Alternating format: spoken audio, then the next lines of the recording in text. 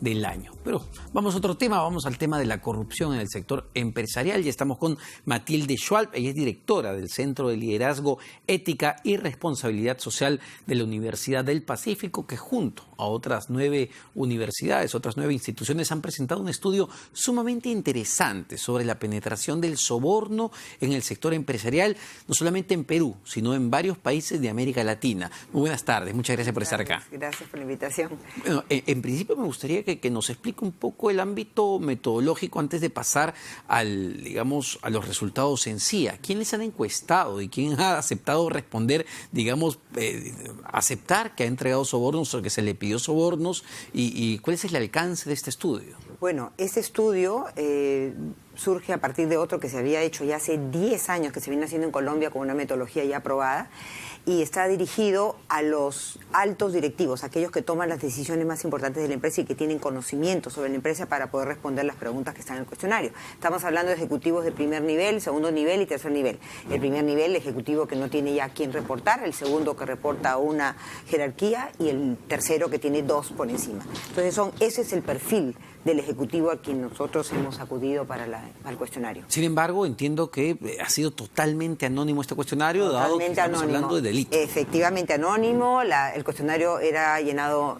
online y nosotros no teníamos acceso, no sabíamos quiénes habían respondido. No obstante, de ese anonimato ha habido mucho recelo, ¿no? No ha sido fácil. Al primer momento hemos tenido una excelente respuesta, todos los gremios, y tenemos que agradecer realmente a todos los gremios, todos decidieron participar y nos dieron facilidades para ello, incluso con la lista de su gente, a la cual no podíamos asistir directamente, pero a la hora de ver las respuestas, la respuesta era muy baja. Justamente vamos a eso, ¿no? Algunos resultados de este estudio. ¿Cuánto están dispuestas las empresas a pagar en sobornos en nuestro país y cuánto es el promedio en América Latina? Más que disposición a pagar, lo que ellos han contestado, que fue la pregunta, es cuánto en realidad pagan adicionalmente para conseguir un contrato, para ganar una licitación. Y ellos han estimado y se ha sacado promedios, porque no es que todos han dicho lo mismo. Han habido unos casos, pocos, que han dicho que el sobrecosto puede estar entre el 80 y el 100%. Wow. Pero ha sido una minoría. La mayoría está alrededor del 15 a 20%. De hecho, en el caso del Perú, ¿no? Ese sobrecosto asciende a más o menos 17%. Casi 18, ¿no? 17.8. 17.2 más bien. 17.2. Sí, prácticamente 17,5 ya. Que si lo comparamos con la región, en la región estaba un poquito más alto, 25%. O sea, pero eso, porque uno tenía la idea de cuánto era el famoso óvulo que uno daba de 10%, asumíamos, ¿no? Pero esto es un poquito más en Perú. Sí, en realidad, esto en realidad brota de la experiencia del Ejecutivo, que estiman lo que les cuesta. Ok. Y entonces, algunos, depende de la experiencia que han tenido, nos han pagado una barbaridad que pueden haber llegado al 80% de sobrecosto, pero otros bastante menos. Entonces, según la frecuencia de respuesta, se saca un promedio. ¿Por qué pagan, digamos, estos sobornos? Bueno, pagan, la primera razón es porque se lo exige la otra parte, abiertamente. O sea, no hay forma. O sea, a ver, justo veníamos conversando. Directamente. Hay desde las cosas chiquitas, como por ejemplo una licencia de conducir. Sí, desde las cosas chiquitas hasta cosas de contratos o de licitaciones. Que no hay forma que tú pases, ¿no? O sea, estás descartado de plano. En conseguir el trámite, la licencia, si tú no has pagado. Entonces es parte del costo. Ese adicional. ¿Y lo asumen como tal, como un comportamiento natural? Y yo creo, bueno, ya eso es especulación nuestra o interpretación. Justamente a partir de este estudio, de estos resultados, vamos a hacer otro donde ya vamos a cruzar variables, ¿no? Una de las cosas que estamos viendo, que estamos planteando hipótesis, es que efectivamente esto no es independiente, cada pregunta no es independiente. ¿Por qué lo hacen? Y tenemos que explorar. O sea, hay una serie de hipótesis que es lo que tenemos que probar, ¿no? O sea, hay una sensación, y es parte de la especulación que tenemos que probar, que, o sea, no puedes luchar contra eso. Pero siempre es porque se lo piden en el principal razón o también por querer ganarla a la competencia. A ver, exactamente, no es esa la única, esa es la primera que sale, como la más frecuente respuesta. O sea, me lo piden. Pero también existe, si no lo hago, la competencia me gana. Efectivamente está. ¿No? Pierdo negocios. La sensación de que si yo no hago ese sobrepago voy a perder negocios. Entonces el enfoque es económico. Y también hay uno que no sale tan alto, pero que es bien preocupante, que es la misma presión para llegar a ciertos resultados económicos en la empresa. Ah, ok. O sea, eso es algo que nosotros, por ejemplo, desde la Escuela de Negocios y la formación que hacemos, lo vemos clarísimo. Y se corrobora cuando tú estás entre ejecutivos que trabajan, por ejemplo, en ventas, que es donde se reflejan las metas, ¿no? Tienen unas metas determinadas cada año, que puede ser, oye, bueno, este año tienes que vender 9% más del año pasado. Y están dispuestos a todo para alcanzar esos objetivos. El primero que ve el vendedor, que es el que tiene que cumplir la meta, habla con su jefe y le dice, oye, ¿de dónde voy a sacar ese 9%? Claro. Si mi mercado crece 2%, entonces negocian, hay diferentes resultados, desde que te baja un poco, pero te baja un poco, queda 7%.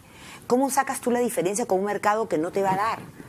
Tienes que buscar alternativas. Y las hay, pues, depende. Si es un producto alimenticio, empiezas a buscar, o otro que no se da, ingredientes, hacerlos de menor calidad, empezar a trabajar con la informalidad para no pagar el impuesto. O sea, y tienes que buscar alternativas. Y también colusiones con la otra parte, sobre estoquear el mercado, o sea, atorar los canales, y vendes en un mes lo que se va a vender en 4, y después tienes que recoger o te van a devolver porque está obsoleto o lo que fuera, o vencido. Entonces, todas esas malas prácticas son resultado de una presión enorme al interior de la empresa, que eso es lo que llaman la reflexión. O sea, claro, porque al final viene de arriba, el funcionario último, o no el último, viene el vendedor. Una cultura de hacer negocios. Sí, no está mal ganar dinero, no está mal que ganes mucho dinero. O sea, ¿qué cosa es mucho? El problema no es cuánto ganas.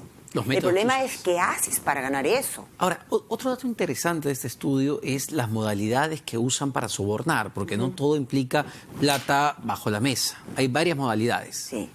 ¿Cuáles? Claro, o sea, bueno, conocidas muchísimas el tema de las licitaciones, o sea, se sabe, ¿no?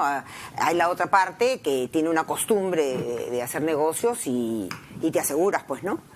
Hay muchas maneras, el tema cómo logro las ventas, ¿no? Entonces, al otro lado, al que compra también te va a beneficiar de alguna manera, y tienes que haber un beneficio para la otra parte. Entonces, hay muchas maneras. Había uno que me llamó la atención cuando hacen esta pregunta en el estudio, porque claro, además de, digamos, el pago para agilizar el tema de licencias y trámites, salía los aportes de campaña. Ah, sí. Eso es clarísimo, porque refleja una modalidad que hemos visto no solamente en Perú y en Brasil, en toda América Latina. Es una modalidad muy extendida, es la segunda, en realidad, más frecuente después del pago para hacer trámites, ¿verdad? El problema en sí, bueno, tú sabrás más que yo en ese sentido, el propio aporte a una campaña de per se no debería ser un tema malo. El problema es si eso exige una contraprestación, ¿verdad? Es decir, yo te doy para que tú me protejas. O sea, ahí está el tema. Entonces, por eso es cuestionado. Existen otras modalidades, el regalo, por ejemplo. Los regalos. Los regalos. Claro, hay empresas que tienen una posición muy clara y tienen dentro de sus políticas, no aceptar regalos.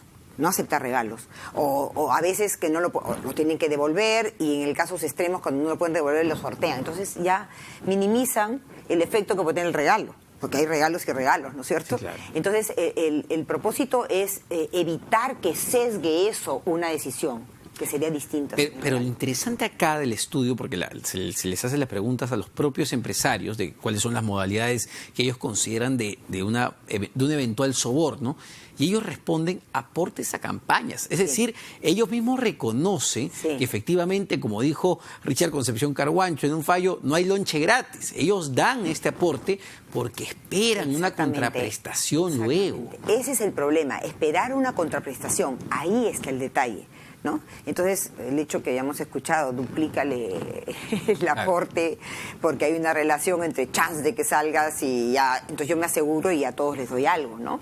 Entonces, ese es el problema. Ahora, para cerrar nada más, Matilde, los sectores más vulnerables al tema de sobornos, y en qué contexto, para que la gente entienda, se ha hecho justamente este estudio. Mira, el estudio se ha hecho, y no porque se quisiera haber hecho en esa época, sino que el contexto era hace un año exactamente. Hicimos en plena explosión del caso. En plena explosión del caso. Eso era, como te dije, era bueno y malo, porque hacía a la gente más dispuesta a conocer el tema, y efectivamente, como te dije, todos querían participar, pero hacía a la gente más complicada. Pensamos que también eso podía haber influido en el resultado, que obviamente nos sorprende que salga la construcción como el sector más vulnerable. Pero lo interesante es que no solamente es el caso del Perú, en toda la región, ¿no?, sale como el sector más vulnerable.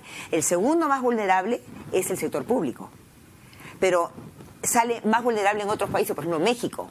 El 30% de las respuestas dicen que ese sector es el origen, digamos, de mucha corrupción. En el Perú también sale como segundo, no tan fuerte como en México, no tan fuerte como en Guatemala, pero sale fuerte. Entonces, entender que la construcción per se es un sector vulnerable, no solamente en el Perú, es vulnerable. No tiene que decir eso que tiene que mantenerse corrupto, ¿no? Es vulnerable. Claro que sí. Muchas gracias, Matilde. ¿Qué hacemos justamente para cambiar esa situación? ¿Qué medidas podemos tomar? Bastante complicado, es un reto enorme. Matilde Schwalb, directora del Centro de Liderazgo, Ética y Responsabilidad Social de la Universidad del Pacífico, dándonos luces sobre este muy interesante estudio. Nos vamos a una pausa, no se despeguen, venimos con mucho más en Economía para Todos.